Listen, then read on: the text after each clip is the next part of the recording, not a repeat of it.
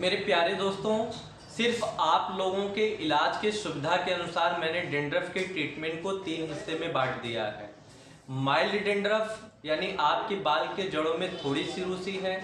Moderate dandruff यानी आपके बाल के जड़ों में जो रूसी है, डेंड्रफ है, थोड़े थोड़े से करके बढ़ने लगी है। सीवियर डेंड्रफ यानी आपके बाल के जड़ों में बहुत ज़्यादा रूसी। माइल्ड डेंड्रफ आपके बालों में थोड़ी सी रूसी है तो आप उसको घर पे घरेलू नुस्खे आजमा के ठीक कर सकते हैं, डॉक्टर को दिखाने की ज़रूरत नहीं है।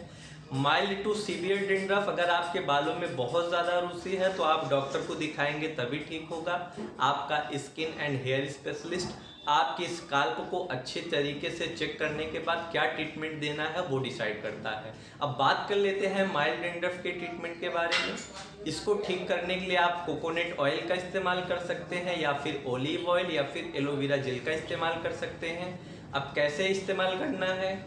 बाल धोने के 2 घंटे पहले 1 कप हल्का सा गर्म पानी में 4 से 5 चम्मच नारियल या ऑलिव ऑयल डाल के अपने स्काल्प में अच्छे से लगाएं। आपकी बालों की चमड़ी में लगना चाहिए। 4 से 5 मिनट हल्का सा मसाज करें उंगलियों से। 2 घंटे बाद किसी अच्छे एंटी डेंड्रफ शैम्पू से बाल को धो लें। ऐसा निरंतर करने से आपके डेंड्रफ ठीक हो सकते हैं। अब दूसरा उपाय जान लीजिए। 1 कप पानी में बेकिंग सोडा डालिए, 2 से 3 चम्मच 1 कप पानी में डाल के अपने स्काल्प में लगाइए। 2 घंटे बाद एंटी डेंड्रफ शैम्पू से अपने बाल को धो लीजिए, फिर भी आपकी हल्की सी रूसी ठीक हो जाती है। कुछ लोग अपने बालों में लेमन जूस लगा लेते हैं, एप्पल साइड्स विनेगर लगा लेते हैं या फिर सिरका लगा लेते हैं, जिसको मैं बिल्कुल नहीं एडवाइस करता। इससे आपके बालों को इचिंग हो सकती है, इरिटेशन हो सकती है या फिर कोई एलर्जिक रिएक्शन होने की वजह से आपकी स्काल्प में कोई इन्फेक्शन हो सकता है। अगर आपके बालों में ज़्यादा डेंड्रफ है तो आपको डॉक्टर को दिखाना चाहिए, अपने हिसाब से नहीं करना चाहिए। अब हम बात कर लेते हैं मॉडरेट टू सीवियर डेंड्रफ के इलाज के बारे में। जब आपके बाल के जड़ों में डेंड्रफ धीरे धीरे करके बहुत ज़्यादा हो जाए यानी मॉडरेट टू सीवियर हो जाए, तब आपको समझ लेना चाहिए कि आपका जो डेंड्रफ है वो नॉर्मल नहीं है।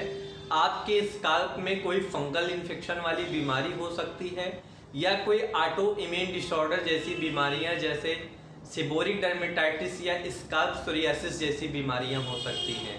तो ऐसी स्थिति में आपको दवाइयों की ज़रूरत पड़ती है, जिसमें लगाने खाने की दवाइयां आपका डॉक्टर आपके कंडीशन के हिसाब से दे सकता है। अब मैं आपको बताऊंगा ऐसी कौन कौन सी दवाइयां हैं जो डेंड्रफ के ट्रीटमेंट में इस्तेमाल की जाती हैं। मॉडरेट टू सीवियर डेंड्रफ के ट्रीटमेंट में जो शैम्पू और लोशन आपको दिया जाता है उसमें कौन कौन सी दवाइयों के इंग्रेडिएंट आपके शैम्पू लोशन में हो सकते हैं? Ketoconazole, ciclopirox, zinc pyrithione, piroctone olamine, selenium sulfide, coal tar, climbazole, salicylic acid. अब ये दवाइयाँ कॉम्बिनेशन में भी आपके शैम्पू आपके लोशन में हो सकती हैं। एग्जाम्पल के तौर पे केटोकोनाजोल सैलिसिलिक एसिड के साथ भी आती है। इसके अलावा कोलतार सैलिसिलिक एसिड के साथ आती है। इसके अलावा क्लाइम्बाजोल सैलिसिलिक एसिड के साथ आती है। तो ये दवाइयाँ कॉम्बिनेशन में आती हैं। कभी कभी केटोकोनाजोल जिंक पायरोथियोन के साथ कॉम्बिनेशन में हो सकती हैं। ये रही आपकी लगाने की दवाइयाँ जो शैम्पू और लोशन फॉर्म में होती हैं। अब खाने की कौन कौन सी दवाइयाँ आपको दी जा सकती हैं? आपको केटाकोनाजोल का टैबलेट दिया जा सकता है या फिर आपका डॉक्टर आपको फ्लूकोनाजोल दे सकता है या फिर आपको इचिंग है तो आपको एंटीहिस्टामिनिक ड्रग्स भी दे सकता है। इसके अलावा अगर आपके स्काल्प में ऑयल का कलेक्शन ज़्यादा है, सिक्रेशन ज़्यादा है, तो उसको कम करने के लिए आपको आइसोट्रेटिनोइन की कैप्सूल भी 10, 20, 30 mg की दे सकता है। आपके कंडीशन के हिसाब से आपको दवाइयाँ दी जा सकती हैं। अब मैं आपको बताऊंगा कौन सी दवा कब इस्तेमाल करनी। कुछ पेशेंट ऐसे होते हैं जो हमारे क्लिनिक पे आने के बाद बोलते हैं, डॉक्टर साहब मुझे साल के 12 महीनों डेंड्रफ होता है, डेंड्रफ की वजह से गंजा हो गया मैं, और जब भी स्काल्प में हाथ लगाता हूँ चिपचिपा जैसा लगता है, पपड़ी निकल जाती है, बाल निकल जाते हैं, परेशान हो गया हूँ। ऐसे सिचुएशन में उनके बाल के स्काल्प में सेबोरिक डर्मेटाइटिस जैसी बीमारियाँ हो सकती हैं। ऐसे डेंड्रफ वाले पेशेंट को हमेशा एक मेडिकेटेड साथ में normal shampoo, anti dandruff shampoo, 2 shampoo इस्तेमाल करना चाहिए। हफ्ते में 1 से 2 बार आपको मेडिकेटेड शैम्पू लगाना चाहिए बाकी दिन आप अपना एंटी डेंड्रफ नॉर्मल शैम्पू लगा सकते हैं। ऐसे पेशेंट को कभी भी अपने बाल में शैम्पू बंद नहीं करना चाहिए, नहीं तो जाते जाते आपके बाल में डेंड्रफ बहुत ज़्यादा बढ़ जाते हैं। अब कुछ पेशेंट हमारे क्लिनिक में ओपीडी में ऐसे भी आते हैं जिनको डेंड्रफ के साथ साथ स्काल्प में रेडनेस और स्वेलिंग रहती है, ड्राइनेस भी हो सकती है और कभी कभी चिपचिपा जैसा पानी निकलने लगता है।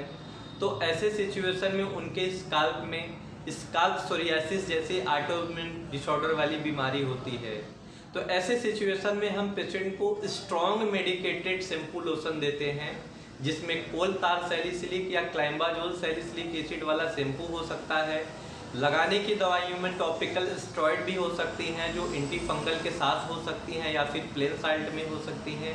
इसके अलावा खाने की दवाइयों में एंटी हिस्टामिनिक ड्रग्स हो सकती है, ड्रग्स ऑटोइम्यून इम्यूनोसप्रेसिव ड्रग्स हो सकते हैं, वो उनके कंडीशन के अकॉर्डिंग हम दे सकते हैं। ये रहे डेंड्रफ के ट्रीटमेंट के बारे में। अब हम आपको बताएंगे डेंड्रफ को और कैसे कम किया जा सकता है, इसके उपाय के बारे में, रोकथाम के बारे में। अगर आपके बाल के जड़ों में डेंड्रफ बहुत ज़्यादा होते हैं तो सबसे पहले आपको ओवर हेयर प्रोडक्ट को नहीं इस्तेमाल करना चाहिए। अपने बाल में कोई जेल नहीं लगाना चाहिए फैशन के लिए, अपने बाल में डाई ज़्यादा नहीं, कलर नहीं ज़्यादा करना चाहिए, या फिर अपने बाल में कोई तरह तरह का नया नया तेल नहीं लगाना चाहिए। बिना डॉक्टर के सलाह से ये सारी चीज़ें नहीं करना चाहिए। जब आपके बालों में डेंड्रफ होता है, हेयर फॉल बढ़ने लगता है, तो आप बहुत ज़्यादा मानसिक तनाव से गुजरने लगते हैं। ऐसे सिचुएशन में डेंड्रफ और बढ़ने लगता है तो आपको मेंटली स्ट्रेस को दूर रखना चाहिए। आपको एक अच्छी लाइफ स्टाइल जीनी चाहिए, जिसके लिए आप योगा एक्सरसाइज का सहारा ले सकते हैं। इसके अलावा अब इस वीडियो के लास्ट में मैं आपको ऐसे 5 एंटी डेंड्रफ शैम्पू के नाम बता रहा हूँ जिसको आप मॉडरेट डेंड्रफ में इस्तेमाल कर सकते हैं। सबसे पहले जो मेरा फेवरेट ब्रांड है सीबामेड, बहुत ही अच्छा एंटी डेंड्रफ शैम्पू है, आप इसको डेंड्रफ के लिए इस्तेमाल कर सकते हैं। इसके अलावा कीटोमेट जेड शैम्पू, किंजसॉल shampoo, Selsun shampoo, Candid TV shampoo, ये लास्ट के 5 शैम्पू बहुत ही अच्छे मेडिकेटेड शैम्पू हैं। ध्यान रहे दोस्तों, ये शैम्पू मेडिकेटेड है, इसलिए इनका इस्तेमाल आपको डेली नहीं करना है, हफ्ते में 2 बार करना है, 3-3 दिन गैप पे करना है। लास्ट में आप सभी से रिक्वेस्ट है दोस्तों, वीडियो को बनाने में बहुत ज़्यादा मेहनत करना पड़ता है, इसलिए आप मेरे चैनल को सब्सक्राइब करें, वीडियो को लाइक शेयर करें, जिससे मोटिवेशन मिलेगी, आपका प्यार मिलेगा। मैं ऐसे ही आप सभी के लिए अच्छी अच्छी वीडियो स्किन और हेयर से रिलेटेड लाता रहूँगा। अगर आपके कुछ क्वेरीज है, कुछ क्वेश्चन है, पूछना है, तो आप कमेंट सेक्शन में कमेंट करके पूछ कर सकते हैं, जिसका रिप्लाई मैं ज़रूर करूँगा। वीडियो में बने रहने के लिए धन्यवाद। आप सभी का दिन मंगलमय हो।